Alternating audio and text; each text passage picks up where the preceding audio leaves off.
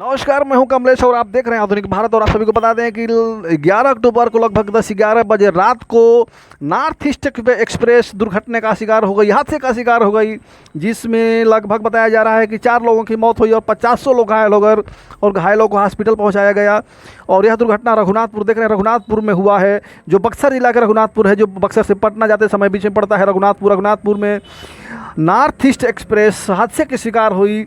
बताया जा रहा है कि 21 बोगी पटरी से उतर करके ज़मीन में धराशायी हो गई। जब ग्रामीण वहाँ पे, जैसे ट्रेन पलटी, वहाँ पे ग्रामीण पहुँचे, ग्रामीण पहुँच करके राहत कार्य चालू किए और जो ट्रेन की बोगी है, बोगी के शीशा को तोड़ करके, दरवाज़ा खोल करके लोगों को बचाना चालू किया। और बचाने के बाद बताया जा रहा है कि फिर तुरंत कुछ देर बाद जितने रेलवे के कर्मचारी, आला अधिकारी और एनडीआरएफ, एसडीआरएफ की टीम थी, सभी लोग आए और आकर के बचाव राहत कार्य चालू किए।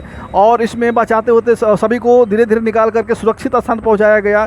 जो घायल है उनको हॉस्पिटल पहुंचाया गया। इतने बड़े दुर्घटना में बताया जा रहा है कि सिर्फ 4 लोगों की मौत हुई, तो कहीं ना कहीं भगवान का शुक्रगुजार है इसमें। और इतने बड़े दुर्घटना के बाद अगर हमारे देश में किसी भी दुर्घटना, किसी भी हादसे में होने के बाद अगर यदि सियासत न हो, उस पर राजनीति न हो, तो कहीं ना कहीं हमें लगता है कि वह हादसा, वह दुर्घटना सफल नहीं होता है। तो इस दुर्घटना को सफल बनाने के लिए केंद्र सरकार और बिहार के राज्य सरकार में कहीं ना कहीं सियासत गरमा गई है, सियासत चालू हो गई है। खबर निकल के ये आ रही है कि जो घायल हैं उनको 2.5 लाख रुपए, जो गंभीर रूप से घायल उनको 2.5 लाख रुपए राज्य सरकार दे रही है। और जो मृत्यु को प्राप्त हो गए हैं उनको 4-4 लाख रुपए राज्य सरकार दे रही है। और केंद्र सरकार के द्वारा जो मृतक लोग हैं उनको 10-10 लाख रुपए का मुआवजा दिया जा रहा है। और इतने बड़े दुर्घटना में जिस प्रकार से बताया जा रहा है कि मात्र 4 लोगों की मौत हुई है और 50 लोग लगभग घायल हुए हैं। तो इस रघुनाथपुर बक्सर के जो रेल हादसा है, कहीं ना कहीं देश को झकझोर कर रख दिया है। अगर बताया जा रहा है कि इस साल के सबसे बड़े दुर्घटना में से दूसरा ये दुर्घटना है। इससे पहले आपको बता दें कि जिस प्रकार से उड़ीसा के बालासुर में ट्रेन हादसा हुआ था, जिसमें सैकड़ों लोग का मृत्यु होने की खबर थी और हजारों की संख्या में लोग वहाँ पे घायल थे। और इतने बड़े दुर्घटना के बाद फिर ये इस साल का सबसे बड़ा दूसरा दुर्घटना है। इससे पहले एक स्टेशन पे आप देख रहे होंगे, कुछ दिन पहले एक ट्रेन प्लेटफार्म पर जा पहुंची। तो लगातार जिस प्रकार से हमारे देश में रेल हादसा होता जा रहा है, रेल हादसा हो रहा है, कहीं ना कहीं अगर बता दें आपको कि इसमें सरकार और रेल विभाग का बहुत बड़ी कमी है। जिस प्रकार से जो काम लोग कर रहे हैं, इसमें कहीं ना कहीं भ्रष्टाचार हो रहा है। और भ्रष्टाचार की वजह से हमारे देश के जितने नागरिक हैं, जो भी ट्रेन में सब लोग हैं, इन लोगों को क्षति हो रही है। तो रेल का यात्रा करना भी आज की डेट में सुरक्षित नहीं रह गया है। एक तरह से बता दें कि आप लोगों को कि लोग बस और जीप से बढ़िया रेल का यात्रा मानते थे।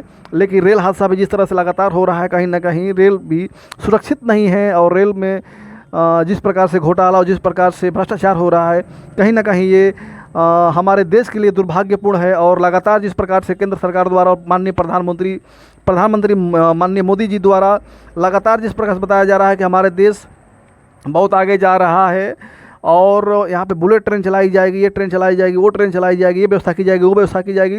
लेकिन इतने सब कुछ होने के बाद और आपको बता दें कि जिस प्रकार से रेल हादसा हो रहा है, कहीं ना कहीं हमारे देश के लिए बहुत बड़ी दुर्भाग्यपूर्ण है और हमारे देश के लिए बहुत यह बुरा संदेश है। भविष्य, अभी जब यह हाल है तो भविष्य में धीरे धीरे किस प्रकार से लोग भ्रष्टाचार करेंगे और किस प्रकार से लोग रेल को चलाएंगे, यह सोचने और समझने की बात है। तो आपको बता दें कि ये बक्सर जिला के रघुनाथपुर में 11 अक्टूबर को रेल हादसा हुआ था और हादसा के बाद बचाव कार्य चालू किया गया। और आज देख रहे हैं कि जो पटरी उखड़ी हुई थी, उस पटरी को बनाया जा रहा है, पटरी को बिछाया जा रहा है, पटरी को चालू करने का प्रयास किया जा रहा है। और लगभग पटरी बिल्कुल चालू की स्थिति में पहुंच चुकी है। और हो सकता है कल या परसों से इस पर भी ट्रेन आना चालू हो जाएगी। जो पटरी उखड़ी हुई थी, जिस पटरी से ट्रेन धराशायी हुई थी, जिस पटरी से ट्रेन बेपटरी हुई थी, उसके जगह पे नई पटरी बिछाई जा रही है। और इस नई पटरी का भी लगभग काम धीरे धीरे पूरा हो चुका है। और कल या परसों से इस पर ट्रेन भी आना चालू हो जाएगी। कई ट्रेन रद्द थी, सारी ट्रेनों को धीरे धीरे चलाया जाएगा।